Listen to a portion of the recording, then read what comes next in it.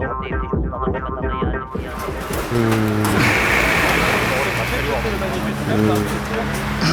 nous sommes ici à l'Hôtel de Ville de Paris pour commémorer les massacres de Sétif, Guelma et Kirata le 8 mai 1945. Il y a un rassemblement aussi à Marseille, Rennes, Reims et dans le nord de la France. Ça a commencé le 8 mai, effectivement, 1945, lorsque des centaines, des milliers d'Algériens se sont mobilisés pour fêter eux aussi la victoire contre le nazisme. Parce que n'oublions pas que l'armée d'Afrique, il y avait 300 000 hommes. Et parmi ces 300 000 hommes, il y avait des dizaines de milliers d'Algériens, dont beaucoup sont morts pour l'honneur du drapeau français.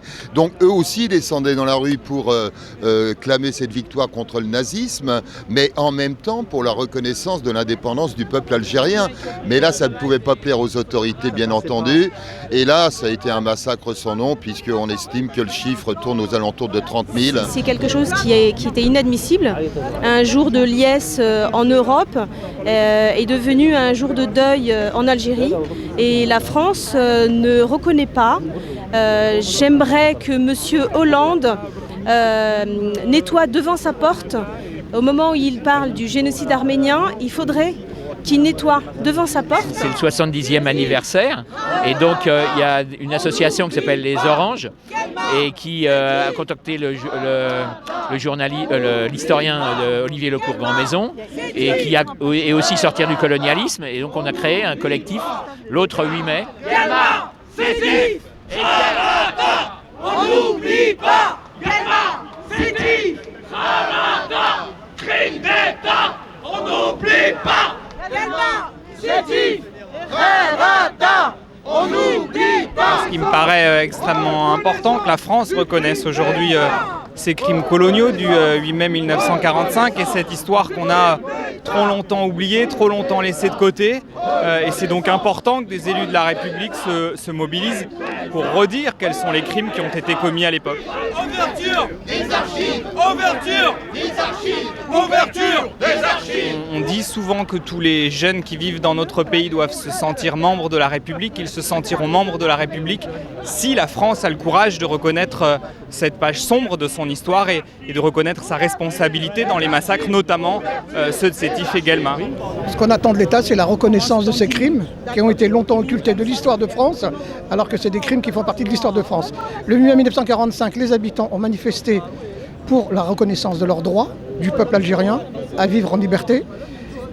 Les combattants algériens ont libéré la France du fascisme. Donc les Algériens voulaient se libérer du colonialisme. Et ça a été tout le contraire, quoi. Alors que de nombreux soldats algériens, tirailleurs algériens, ont participé à la libération du pays. On croyait à une libération et à une indépendance promise. Finalement, on a eu des bombes à la place dans toutes les villes d'Algérie, y compris Béjaïa, Alger, etc. Voilà, ça a duré pendant 4 mois. Ce n'est pas seulement le 8 mai. Parce que pendant les jours qui suivaient, l'armée française avait même lancé des bombes depuis la mer. Des mots importants ont été prononcés, mais d'autres sont encore attendus pour que le partage du chagrin puisse devenir enfin le partage du destin. François Hollande, chef de l'État, président de la République française, lors d'un déplacement à Yerevan, à l'occasion du 100e anniversaire du génocide des Arméniens. Il ne s'agit certes pas du même type de crime, mais nous demandons aujourd'hui effectivement à François Hollande qu'il prononce enfin 2 mots absolument essentiels. Un crime a été perpétré en Algérie à partir du 8 mai 1945. Ce crime doit être nommé pour ce qu'il est, un crime de guerre. L'adresse de ce crime doit être clairement signifiée, c'est un crime d'État. Et par ailleurs, enfin, il est absolument nécessaire, dans la mesure où, pour que les historiens puissent effectivement faire leur travail, et au-delà d'eux, toutes celles et tous ceux qui travaillent sur le passé colonial, que les archives soient ouvertes et complètement ouvertes. Je rappelle sur ce point que la France est l'un des pays démocratiques qui, relativement à la législation, en ce qui concerne l'accès aux archives, a une législation parmi les plus restrictives qui soient. Considérant que ce 8 mai 45, dans la rue principale de Sétif en Algérie, de nombreux Algériens s'étaient tout d'abord rassemblés pacifiquement pour fêter l'armistice, mais aussi exiger la libération du dirigeant nationaliste Messali Hadj, et défendre l'Algérie libre, pour laquelle ils avaient conçu un nouveau drapeau. Le gouvernement algérien avance le nombre de 45 000 morts et les travaux de la très grande majorité des historiens français attestent d'un bilan de dizaines de milliers de victimes arrêtées, torturées et exécutées sommairement. Reconnaître ce massacre commis par l'État français permettra à tous nos concitoyens, et notamment ceux issus de l'immigration algérienne, de se construire toujours plus fraternellement dans un avenir commun. Je voudrais juste dire que ce qui s'est passé à Sétif, Guelma et Kharata, n'est pas un problème de répression classique d'une manifestation qui aurait débordé. Non, c'est le fruit d'une violence coloniale depuis 1830, une violence structurelle, une violence qui humilie, une violence qui affame le peuple, une violence qui viole les femmes. Le 8 mai 1945, les Algériens ont décidé de se relever, de relever la tête et de dire non, puisque nous avons participé à l'effort de guerre contre le fascisme et le nazisme, comme à Monte Cassino et partout ailleurs dans les fronts. Les tirailleurs algériens étaient toujours au front, étaient dans la boucherie. Eh bien, en remerciement, oui, comme l'a dit Olivier, comme l'ont tous dit mes amis, c'est un crime d'État. Nous serons là le 8 mai 2016, le 8 mai 2017, le 8 mai 2018 et les années suivantes s'il le faut. Ce n'est qu'un début, le combat continue.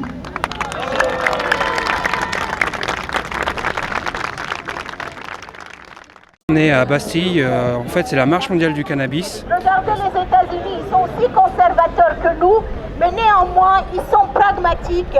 Avec les bénéfices du cannabis dans le Colorado, on a rénové des écoles. Ici, nous réprimons sans penser que nous pourrons aussi mettre fin à la criminalité, aux mafias qui se font de l'argent. N'oublions pas qu'il y a aussi le cannabis thérapeutique. Déjà 23 États américains ont reconnu le cannabis thérapeutique. Et vous allez voir que dans moins de 5-6 ans, le cannabis sera légalisé, je l'espère en tout cas. Une grande salle d'applaudissements s'il vous plaît pour Esther Benbassa et courage qu'elle a cimenté. Je suis née avec la maladie des os de verre, j'ai arrêté de compter après 200 fractures, 80 opérations. Je suis balafrée de partout, donc déjà c'est pour m'accepter moi-même. Tout ce qui est médicaments, ça peut être remplacé par le cannabis. Et moi j'en suis une preuve, je prenais énormément de médicaments critiques et que maintenant je ne prends plus rien. Le cannabis m'a apporté une seconde vie. Je sors, je mange, je revis. Avant je ne pouvais pas sortir de chez moi, j'avais des douleurs. Maintenant je n'ai plus vraiment de douleurs, alors qu'avant les médicaments j'avais des douleurs chroniques. On milite pour la légalisation du cannabis pour usage thérapeutique parce que ça a des applications pour le traitement du VIH et de certains cancers. Moi, personnellement, j'ai mangé de la salade, j'ai rajouté des herbes de Provence, c'était excellent. Effectivement, tout est là pour que le cannabis soit légalisé. On a tous les arguments. Le Colorado a légalisé avec succès, l'Uruguay. En Europe, ça bouge un peu partout et en France, comme d'habitude, on est là coincé. En plus, si on légalisait, entre nous, ça créerait des emplois, ça ferait de l'argent dans les caisses de l'État et ça réglerait des problèmes de santé publique parce qu'on a l'habitude de dire le cannabis, en tout cas les prohibitionnistes, disent le cannabis est un problème de santé publique, le cannabis n'est pas un problème de santé publique. Le cannabis est un problème de société et actuellement, ce qu'on peut dire, non seulement il est banalisé, mais il est intégré, le cannabis, dans les gens de 17 à 77 ans et les fumeurs de cannabis vieillissent, j'en suis d'ailleurs l'image, et ces gens-là, ils continuent de fumer du cannabis parce que le cannabis, ça fait du bien quand on est vieux. Voilà. Vraiment, la répression a commencé au niveau du cannabis aux États-Unis. C'est vraiment des immigrés, des personnes genre noires ou je sais pas, des Indiens vraiment. Derrière la guerre aux usagers de cannabis, c'est une guerre raciale. L'hypocrisie du gouvernement, c'est de se dire que de toute façon le gouvernement, il est comme nous, il fume. Donc il ne faut pas non plus nous faire chier. Ce sont toujours les mêmes qui se font contrôler. toujours les mêmes qui vont en tôle. Donc je veux dire, il faut arrêter ce délire. Et si un jour on légalise, il faudrait que tous ces gens dans les banlieues qui nous ont sauvé la vie, plusieurs reprises, fassent partie justement de la filière de la légalisation. Le problème, l'alcool, il est en vente libre et ça pose beaucoup plus de problèmes de santé publique que le cannabis à l'heure actuelle. Moi, je trouve juste que fumer trop jeune, c'est pas bon. Les prohibitionnistes, tu les vois, ils n'ont rien à dire. Quand le Colorado a légalisé l'usage récréatif, on ne les a pas entendus. Mais seulement quand Cécile Duflot a dit « je suis pour la légalisation du cannabis », là ils se sont levés tous dans « ah, l'horreur !» C'est quelque chose dans la société qui est ancré depuis trop longtemps et la répression ça sert à rien. On peut fumer, hein. Bah voilà. Voilà. Moi souvent quand je prends du cannabis, ce que je perds en rigueur, je le gagne en créativité.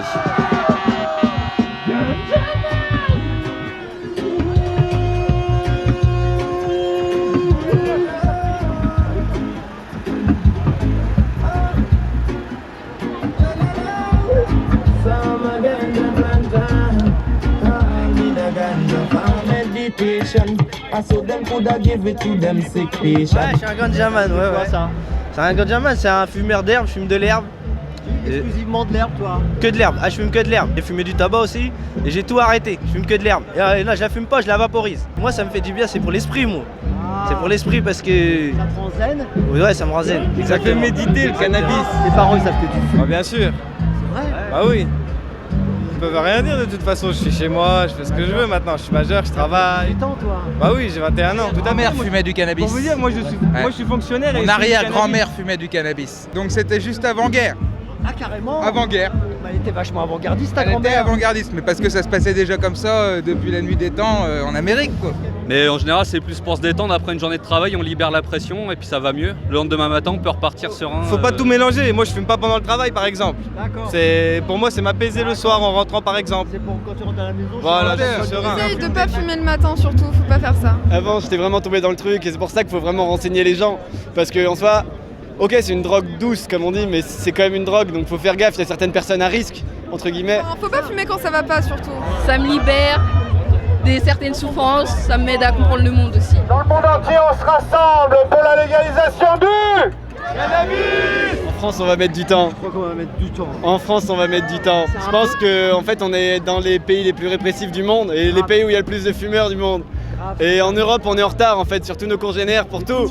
J'ai même entendu un argument du style, mais vous vous rendez compte si on enlève à certaines populations des trucs, bah je pense qu'ils feront autre chose, hein. Et de toute façon c'est sûr qu'ils diront autre chose.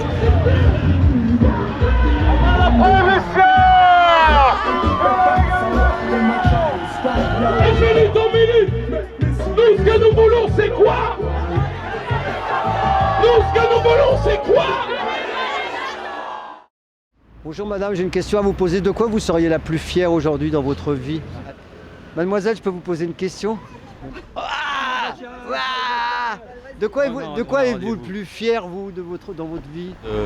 Non, je suis fier de rien, c'est la vie. Bon, je suis fière de rien, moi. Vous êtes bien fier de C'est quelque normal, chose? que des petits bonheurs et voilà, je garde mes petits-enfants, je suis contente. Je me préoccupe pas je vis au jour le jour et voilà, selon ma fantaisie. Ce que je suis la plus fière, c'est de ma fille. J'ai fait ma fille et je trouve que c'est le plus beau cadeau du monde. Et je suis fière d'elle parce qu'elle va réétudier, elle travaille et c'est une belle femme. Le plus fier, c'est d'avoir réussi à construire ma vie telle que je la voulais, avec professionnellement ce que je voulais atteindre. Et puis beaucoup d'amis, une femme et une fille surtout, parce que je préférais au plus avoir une fille. Mademoiselle, j'aurais une question à vous poser, s'il vous plaît. Le plus fier dans ma vie, je pense que le plus fier, c'est d'essayer d'être compréhensible vis-à-vis des autres. D'accord. Voilà, parce que la vie est compliquée, donc essayons d'être, comment on peut dire, le mot est galvaudé, mais gentil, tout simplement. De quoi tu pourrais être le plus fier aujourd'hui dans ta vie?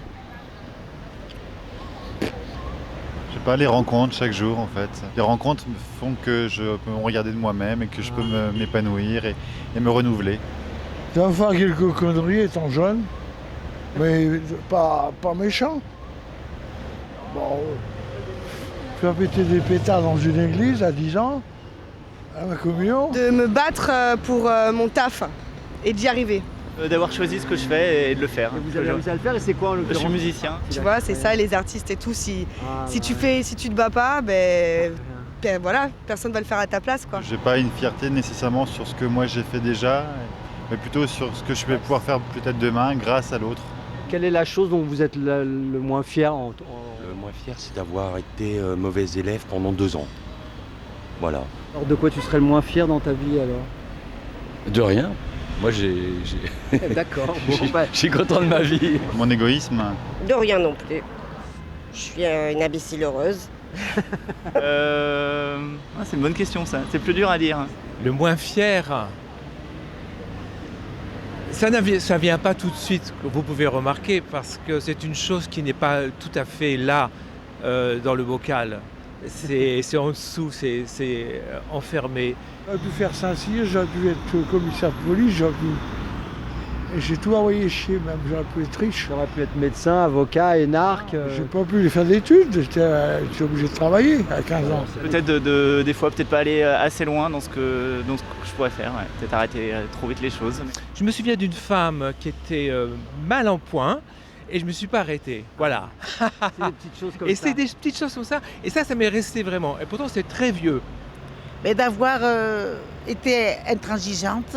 Par exemple, le papa de ma fille, quand on s'est séparés, je lui donnais très rarement ma fille. Et il disait, moi je paye une pension pour une enfant que je vois presque pas. C'est ça. Et aujourd'hui qu'il est décédé, je regrette. On a tous des casseroles. Non, mais en soi, le truc c'est qu'à chaque fois que j'ai des convictions, j'y vais. Donc, pas fière, je sais pas, des regrets. J'en aurai peut-être plus tard.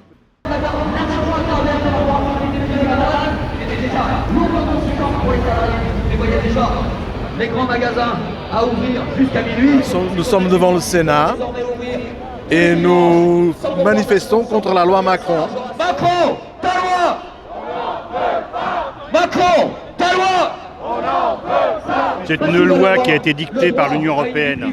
Destruction du contrat de travail, destruction du repos dominical, destruction du sommeil la nuit, puisque on va finir peut-être par ouvrir même la nuit, 24 heures sur 24. C'est vraiment une catastrophe. Camarades, moi je vais vous parler de l'article 80 de la loi Macron. Celui qui instaure le travail en soirée. Parce que tout le monde connaît le travail de nuit de 21h à 6h. Et donc Macron, qui est une catégorie ad hoc, le travail en soirée, c'est beaucoup plus élégant, dit comme ça, la soirée, c'est clair. En fait, cet article 81 dit clairement les choses. Moi, j'ai toujours cru, tout comme vous, que la loi, c'était l'expression de la volonté commune.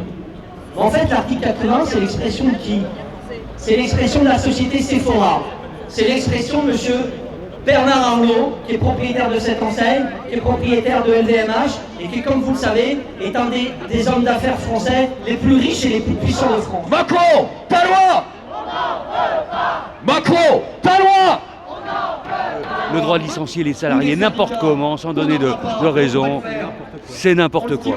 Qui se casse du gouvernement et qui enlève sa loi du projet. Que depuis le mois de décembre, les salariés... C'est un danger mortel pour l'avenir des salariés de ce pays. C'est une régression comme on n'a jamais vu, y compris malheureusement, il faut le dire, avec des gouvernements de droite. Que c'est alarmant de la finance. J'ai eu 79 ans et tant que je peux mettre un pied devant l'autre, toutes les injustices, toutes les discriminations, je ne supporte pas. Alors, quand on aime, on ne compte pas. Cette loi, ce travail en soirée, il doit s'exercer dans les zones touristiques internationales, la dizaine de zones qu'a déjà créé et délimité Macron. Et bien, qu'est-ce qu'a fait la droite au Sénat? Elle a d'ores et déjà étendu cette possibilité qui n'existe pas encore et que nous combattrons jusqu'au bout.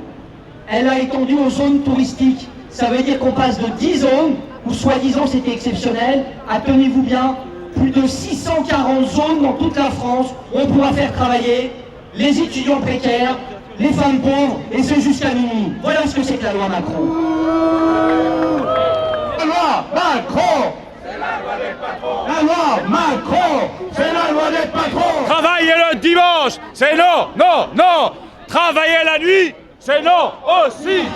Aujourd'hui, c'est les salariés, les commerces culturels en grande partie, qui sont là pour leur expliquer que leur projet de loi, ils n'en veulent pas. C'est dire que dans les débats, nous avons été très présents, très impliqués pour porter ces revendications. pour combattre ces lois sur le fond, parce qu'évidemment, elle n'est en rien une loi qui va dégager de l'activité ni du progrès social, loin s'en faut. C'est une loi qui va officialiser une fois de plus un pas dans la régression sociale, de la remise en cause des acquis. Je ne vais pas les énumérer, vous les connaissez aussi bien que moi. Donc le combat va continuer au-delà du vote qui va se produire cet après-midi. Un mot très bref pour dire que j'appuie évidemment totalement ce qu'a dit Éric Bocquet, sénateur communiste du Nord, parce qu'il a oublié de se présenter en présentant tous les autres qui l'accompagnaient, et qui a été un de ceux qui ont animé la bataille du groupe, et comme il l'a dit que nous allons continuer. Je voudrais vous dire aussi que cette bataille, parce que je sais qu'il y a parmi vous évidemment beaucoup de salariés du commerce, beaucoup de salariés qui sont impliqués dans ce combat à Paris et dans la région sur le travail du dimanche, qu'il y a ici aussi tous les élus communistes de Paris, et que ce combat va continuer. Et je sais que vous menez la bataille sur le terrain des entreprises, sur le terrain juridique, nous le menons dans l'hémicycle, mais ce combat, nous allons continuer, nous allons gagner. Et enfin, pour vous dire une chose, puisqu'on dit tous que le combat doit continuer, pour vous donner un rendez-vous, pour tous ceux que ça intéresse, les 30 et 31 mai à Paris, aura lieu un grand forum européen des alternatives que nous organisons avec toutes les forces de la gauche européenne. Ça se passe pendant 2 jours sur la place de la République. Nos amis grecs seront là, mais aussi nos amis espagnols, italiens, luxembourgeois, belges. Et je vais dire une chose, cette loi Macron, elle a un objectif, c'est répondre aux exigences de Berlin et Bruxelles pour le sursis accordé à la France en termes de déficit budgétaire. C'est pour ça qu'elle a un aspect fourre-tout, parce qu'elle a été faite pour assurer Mme Merkel, elle a été faite pour assurer M. Barroso, elle a été faite pour assurer les marchés. Et dans cette soif inextinguible de politique au service de la finance, de politique au service de l'austérité, nous savons qu'ils ne seront jamais rassasiés. Derrière la loi Macron, nous annonce déjà une loi Macron 2, encore pire, qui dérégule encore plus le travail, qui dérégule encore plus les services publics, qui impose toujours plus d'austérité. C'est donc pour ça que la bataille aujourd'hui est absolument centrale. Il faut le dire tout à l'heure, Karl avait raison, c'est encore un projet de loi, parce qu'ils ont beau faire, ils n'ont pas de majorité pour la faire adopter. Ils n'ont pas de majorité populaire, ils ont été battus à toutes les élections, et ça a évidemment un rapport avec ce genre de politique.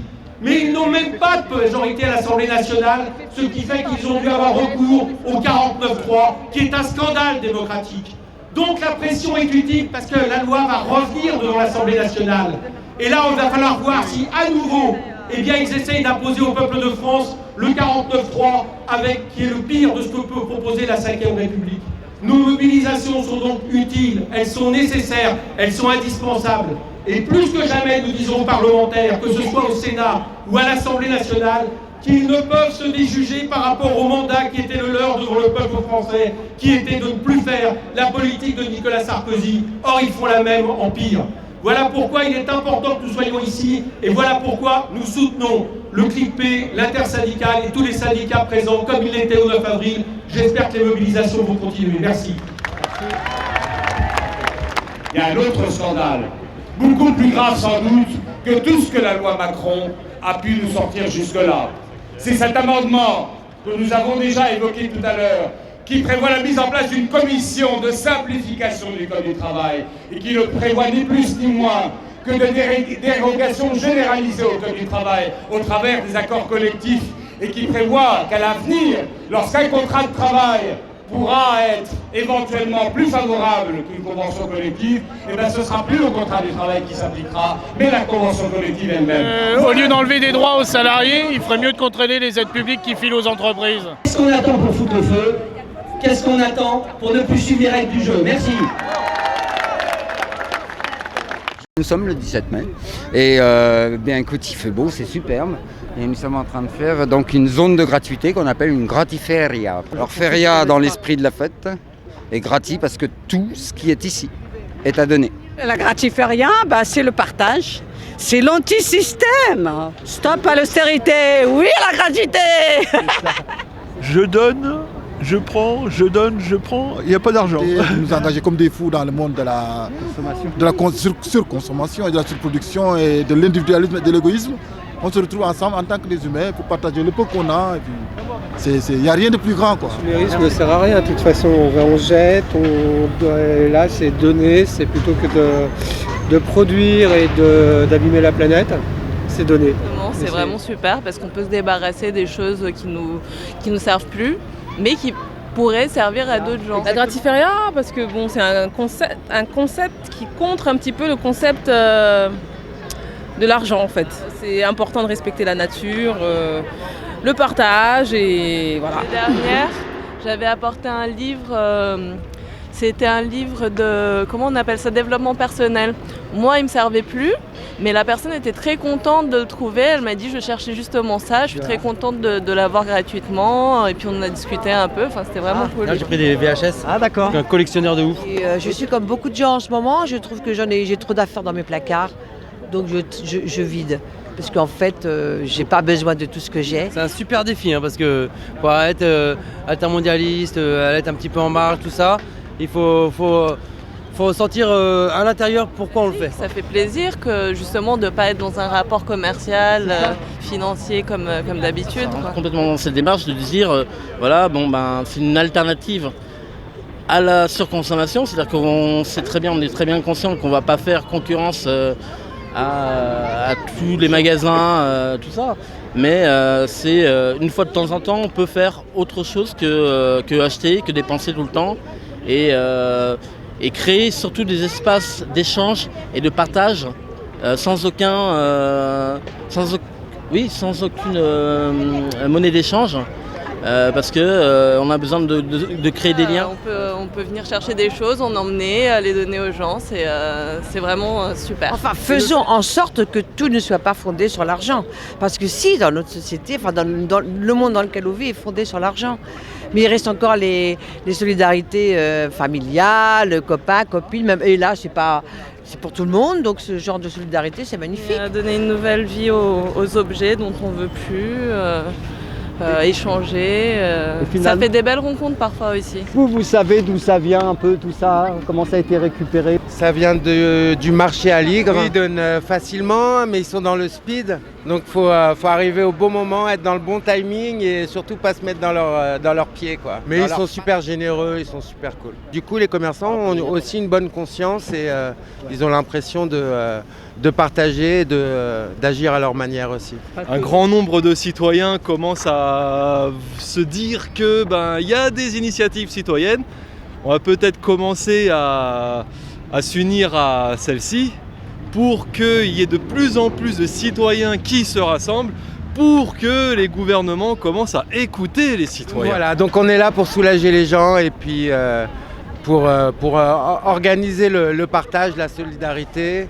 Et on espère que ça va faire des petits comme ça existe déjà et que ça va se développer de plus en plus. Et aujourd'hui c'est la clôture du Fou, festival des ouvertures utiles, donc faites passer le message et vive le Fou, vive Radio Kiwi, on va à la passerelle à Bagneux, on va déchirer. Vive Télébocal, on est là. Merci. Elle est passée à côté de moi. Improvisation. Sarko, c'est un gros con. Son copain, oh non, il est encore pire. Marine, elle est pas belle. Son père, il est pas mieux. Nous sommes devant le centre des impôts de Saint-Sulpice, dans le 6e arrondissement. Les militants d'Attaque qui ont procédé avec les militants de Bizy à des réquisitions citoyennes de chaises dans des agences bancaires, notamment HSBC et la BNP Paribas, vont remettre 2 de ces chaises aux agents des impôts, représentés ici par Solidaire Finances Publiques, pour les aider dans leur mission, pour qu'ils soient mieux assis pour travailler contre la fraude et l'évasion fiscale dans les semaines et les mois qui viennent. On va appeler les fonctionnaires des finances à la conscience et à leur dire « faites quelque chose ». Les militants d'Attaque arrivent avec les chaises, ils viennent à la rencontre des agents des finances publiques. Les entreprises ont aussi le droit de citoyenneté et que nous, citoyens, nous payons nos impôts et que ça serait bien qu'elles le paient aussi. Il y a eu HSBC à Bayonne, il y a eu BNP Fortis en Belgique, à Bruxelles, il y a eu 2 actions de réquisition à Paris, une par Attaque, une par les Jedi. Donc on est au début d'un mouvement. L'objectif de cette affaire-là, c'est d'obtenir une avancée majeure dans le cadre de la lutte contre la fraude et l'évasion fiscale. Et oui, parce que BNP Paribas possède 120 filiales dans les paradis fiscaux, dont pas moins de 6 filiales aux îles Caïmans. Nous demandons à BNP Paribas de fermer toutes ces filiales dans les paradis fiscaux et de cesser de pratiquer l'évasion fiscale de façon industrielle. Toutes les banques sont dans le collimateur, mais nous avons pris 2 cibles particulières parce qu'elles ont été au cœur de scandales particulièrement voyants ces dernières années. Et nous pensons que nous pouvons les faire reculer, les faire céder et finalement obliger les pouvoirs publics à interdire l'activité des banques françaises dans les paradis fiscaux. Imaginez que nous allions tous verser nos salaires à l'étranger, en Suisse, au Luxembourg, à la Cité, pourquoi pas, qui est quand même un très beau paradis fiscal. Hein ? Qu'est-ce que ferait l'État ? Il prendrait des mesures pour ça. C'est absolument honteux ce qu'ils font.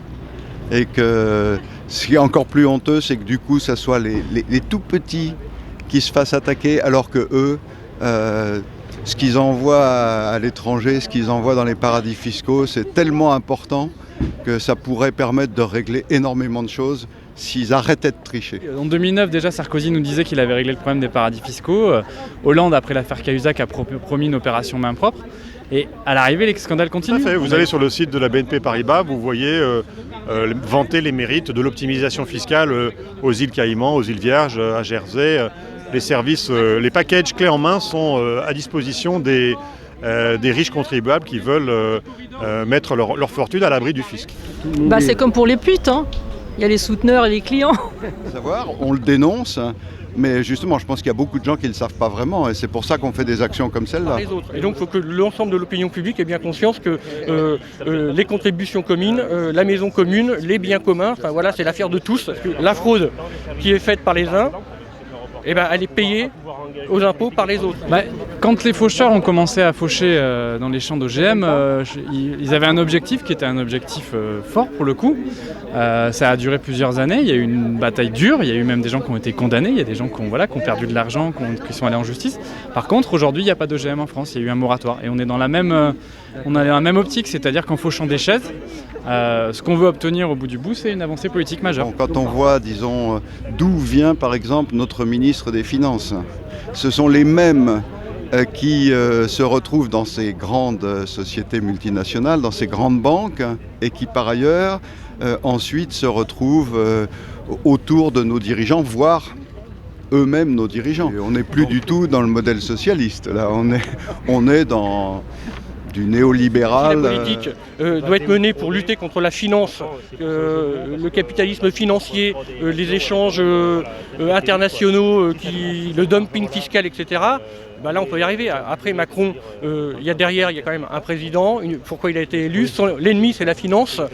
Voilà, s'il y a une vraie transparence qui peut se mettre, quel que soit l'homme au ministère des Finances, ça pourra faire. Là, symboliquement, on va remettre donc les chaises que nous avons empruntées à HSBC et à la BNP. On va les remettre donc à Solidaire Finances Publiques, un syndicat donc des impôts. HSBC donc devrait donc normalement 2,5 milliards d'euros donc à l'État français. Et voilà, donc on commence par la valeur de cette chaise. C'est parti. Pardon. Elle est lourde la chaise. Hein.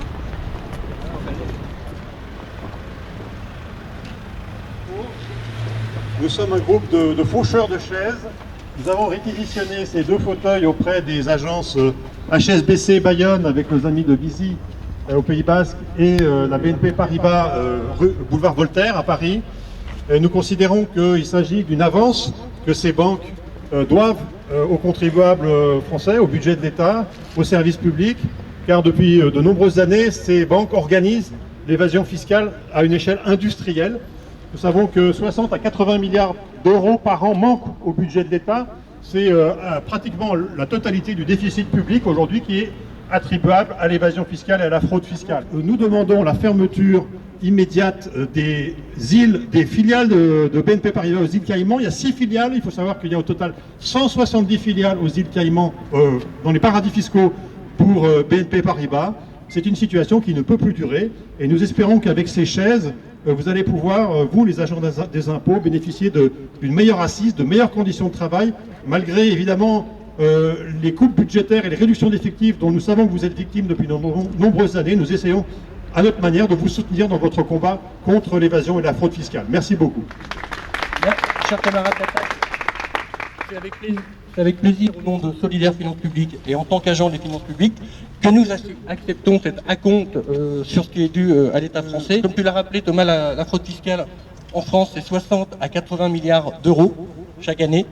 Depuis 2008 et la crise, il y a eu un certain nombre d'affaires qui ont été révélées, Bettencourt, Cahuzac, HSBC, et qui montrent les limites des moyens qu'on a pour lutter justement contre cette évasion fiscale. On attend des actes concrets pour pouvoir remplir nos missions et de détection et de recouvrement des impôts dus dans le cadre de la fraude fiscale.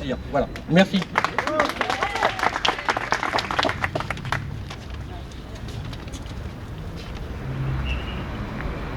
On espérera qu'il y aura des millions de chefs qui vont revenir un jour. Merci. J'espère bien. C'est le début d'un combat qu'il faut propager. Allez, continue.